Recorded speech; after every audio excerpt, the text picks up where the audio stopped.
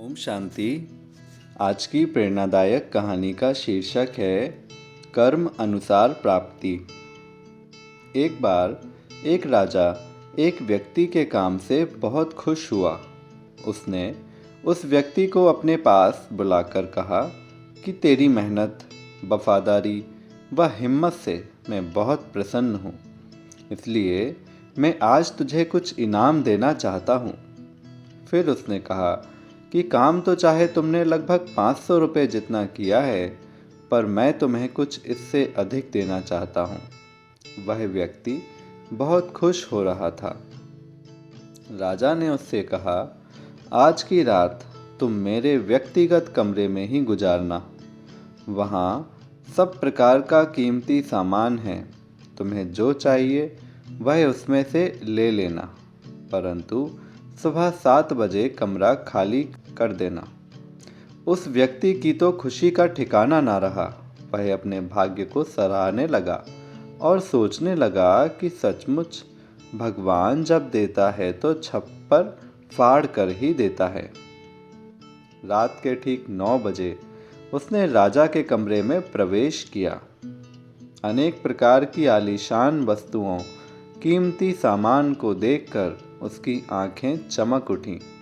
वह एक एक चीज को बड़े ध्यान से देखता और मन में सोच लेता कि वह यह चीज भी अपने साथ ले जाएगा, दूसरी चीज भी ले जाएगा, और इस प्रकार उसने कई वस्तुओं को अपने साथ ले जाने की योजना बना ली और फिर मन ही मन मुस्कुराते हुए सामने बिछे हुए नरम नरम गद्दों वाले बिस्तर की ओर चल दिया। उसने सोचा कि सारा दिन बहुत काम करके वह थक गया है, तो क्यों ना कुछ देर सुस्ती ही ले ली जाए।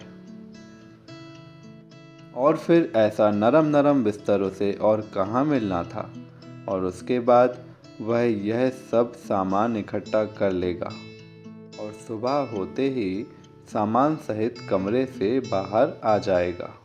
यह सोचकर वह उस पलंग पर जाकर चैन से लेट गया।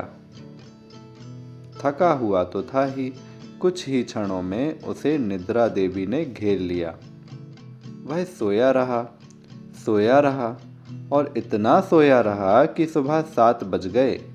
उसी वक्त राजा के नौकर ने आकर दरवाजा खटखटाया। वह व्यक्ति आंखें मलता हुआ हड़बड़ा कर उठ बैठा। उसने जल्दी से बिस्तर से उठकर दरवाजा खोला। नौकर ने कहा, बाहर चलो, समय पूरा हो गया है।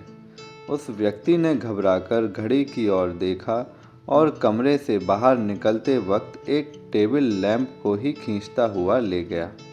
पूछने पर मालूम हुआ कि उस लैंप की कीमत कुल 500 रुपये ही है। जितना उस व्यक्ति ने काम किया था, उसको उतनी ही प्राप्ति भी हो गई। सारा कमरा, वह कीमती सामान, आलीशान वस्तुएं उस व्यक्ति के सामने थीं। वह उसमें से जितना चाहता उतना ले सकता था, परंतु तकदीर के बिना मनुष्य को कुछ भी प्राप्त नहीं होता, चाहे उसमें निमित्त कारण विघ्न रूप कुछ भी हो, जैसे इस कहानी में उस व्यक्ति की नींद। परंतु याद रखना, तकदीर भी अपने ही कर्मों से बनती है। श्रेष्ठ कर्म करने वालों की ही श्रेष्ठ तकदीर बनती है, और निकृष्ट कर्म अथवा खोटे कर्म करने वाले की खोटी तकदीर। जैसे उस व्यक्ति ने 500 रुपये का काम किया था और 500 रुपये की ही उसको चीज़ मिल गई। इसलिए मनुष्य को चाहिए कि अपने कर्मों पर ध्यान दे। शुक्रिया। ओम शांति।